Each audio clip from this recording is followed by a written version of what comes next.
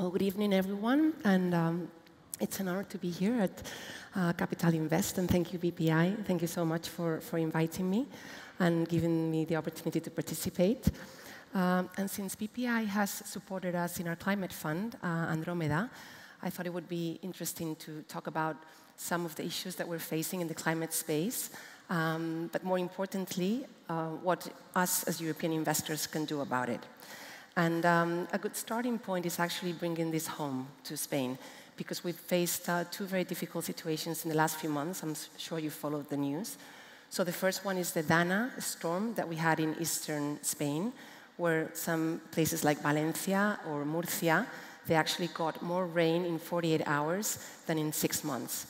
So obviously, the costs were very, very high, over 1.3 billion euros in estimated cost, more than 200 lives lost, and obviously crops were lost, the infrastructures were destroyed, and businesses were closed. The second thing that happened to us very recently, only a few weeks ago, was the total massive energy blackout that we had in Spain. You guys cut the line, thankfully, in France, but it affected the whole of Spain and Portugal, and the households were in a complete blackout for more than 15 hours. So you can imagine what that was like.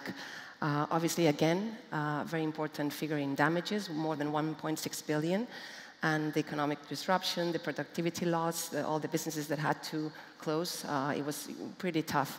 And the problem is that these situations, the grid instability or the floods that I mentioned, are not rare anymore. They're actually a normal thing. And it's not something that's abstract. It's right here, it's right now, and it's very, very expensive. So the question we're asking ourselves in Andromeda is not what we should do about it, but how we can build the systems to make Europe more resilient, right? Because if we don't act now and decisively, the costs are going to be very, very high.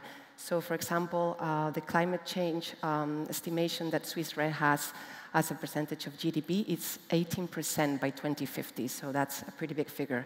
And this is not an issue in developing countries. It's something that's hitting us very, very close to home in Southern Europe, especially because of the heat threats, the drought, and the very, very important water stress. And it's also obviously about Europe's resilience, because as we've seen with the war in Ukraine and the tensions in the Middle East, that's shown how vulnerable we are.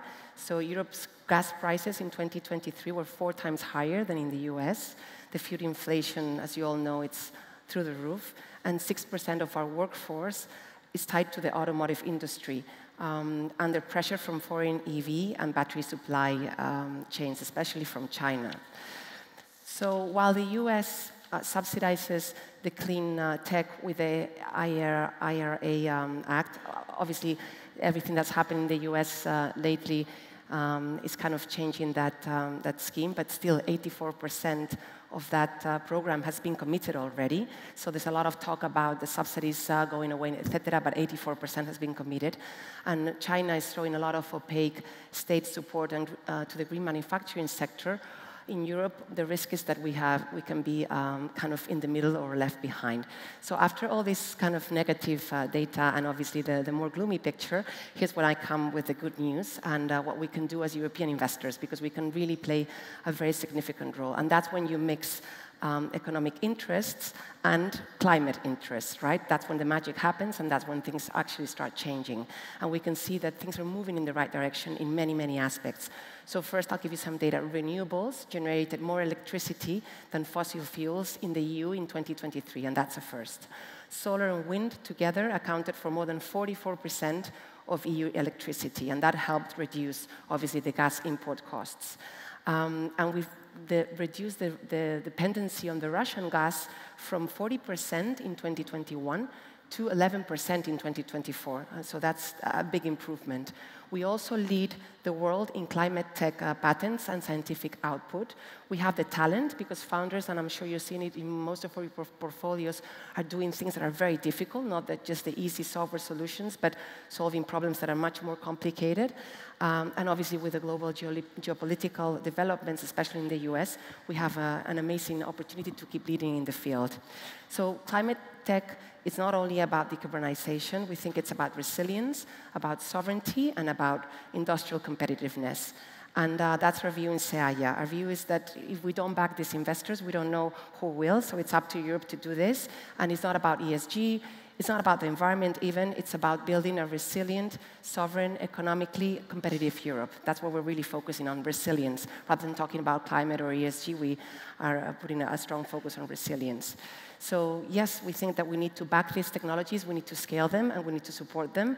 And that's what we're doing in Seaya Andromeda, the fund that BPA has backed alongside other investors like Iberdrola and Santander. So trying to solve the problems or trying to back the solutions, better put, that will help us in the next 30 years. Thank you very much.